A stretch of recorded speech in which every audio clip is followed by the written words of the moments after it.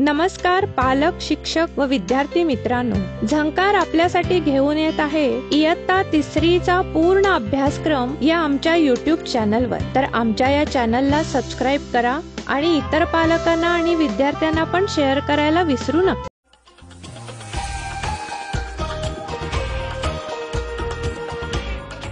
पाठ 16वा ज्ञानेंद्रिये। ज्ञानेंद्रिये म्हणजे आजूबाजूच्या परिस्थितीची माहिती देणारा अवयव। आपली 5 ज्ञानेंद्रिये आहेत: डोळे, कान, नाक, जीभ आणि त्वचा। बघा, तुम्ही रस्त्याने चाललेला आहात, पुढे एक मोठा खड्डा आहे। आपल्याला तो दिसल्यावर आपण काय करतो? खड्ड्याच्या बाजूनी जातो। पण समजा आपल्याला खड्डा दिसलाच नसता तर खड्ड्यात पडलो असतो की नाही, हात पाय मोडले असते। म्हणजेच आपल्या आसपास काय आहे याचं ज्ञान आपल्याला या ज्ञानेंद्रियांच्या मदतीने समजतं। आता चित्र ओळखा आणि रंग सांगा। संत्र केशरी, पोस्टाची पेटी लाल रंग, कावळा काळा, इंद्रधनुष्य सातरंगी, टोमॅटो लाल रंग। हे काम कुणाच्या मदतीने आपण करू शकलो?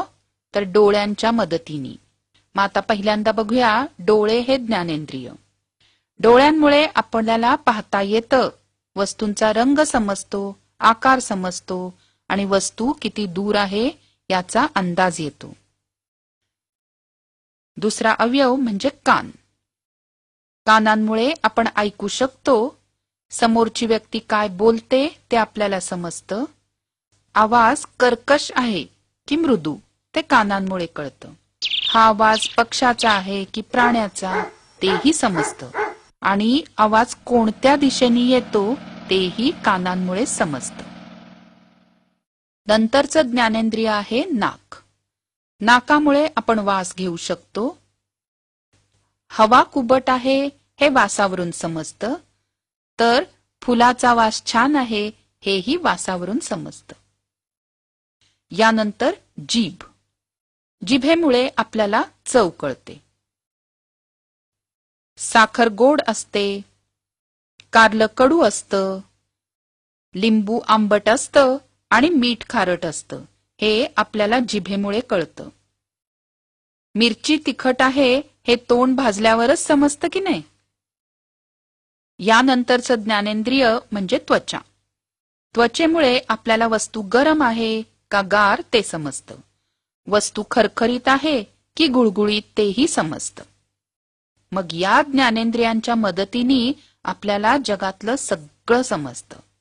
यानंतर हालचालींमधला ताळमेळ। आपण खूप कामं करत असतो। प्रत्येक कामासाठी वेगवेगळ्या हालचाली करतो आणि त्या करताना एकाच वेळी आपण अनेक अवयव वापरतो। या ठिकाणी बघा, या काकू शेंगदाणे भाजत आहेत। मग त्यांनी मान खाली वाकवलीये आणि त्या शेंगदाण्यांकडे बघतायत।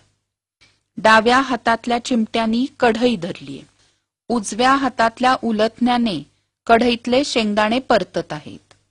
शेंगदाणे खरपूस भाजले गेले की त्याचा खमंग वास आला की मग त्या गॅसची शेगडी बंद करणार। या सगळ्या हालचालींमध्ये जर ताळमेळ नसेल तर शेंगदाणे परतताना सांडतील, कच्चे राहतील किंवा करपतील। म्हणून हालचालींमध्ये ताळमेळ असणं खूप महत्वाचं आहे। आता ज्ञानेंद्रियांच्या उणीवांवर मात। शरीराचा एखादा अवयव नीट काम करू शकत नसेल तर त्या व्यक्तीला अनेक अडचणी येतात। डोळे व्यवस्थित काम करत नसतील तर नीट दिसणार नाही, कान व्यवस्थित काम करत नसतील तर नीट ऐकू येणार नाही। मग अशा लोकांना आपली कामं स्वतः करणं अवघड जातं। पण अशा अडचणींवर जर आपण डॉक्टरांकडून उपचार करून घेतले तर हे दोष नाहीसे होतात। म्हणजे नीट दिसत नसेल तर चष्मा वापरता येतो। आता काही व्यक्ती अंध असतात, म्हणजे ज्यांना अजिबातच दिसत नाहीत, मग त्या पांढरी काठी वापरतात आणि त्या काठीच्या मदतीने समोरच्या वाटेचा अंदाज घेतात. ऐकू येत नसेल तर श्रवण यंत्र वापरता येतं. पायात दोष असेल तर खास बनवलेली वाहनं वापरता येतात, अडून राहावं लागत नाही. यानंतर स्वाध्याय. आता ही माहिती कोणत्या ज्ञानेंद्रियांमुळे कळते ते लिहा. पेरू गोड आहे. जीभ. बाहेर कोकिळा गात आहे. कान. सूर्यफूल पिवळे आहे. डोळे. उदबत्तीचा वास चांगला आहे. नाक. औषध कडू आहे. जीभ. टॉवेल खरखरीत आहे. त्वचा.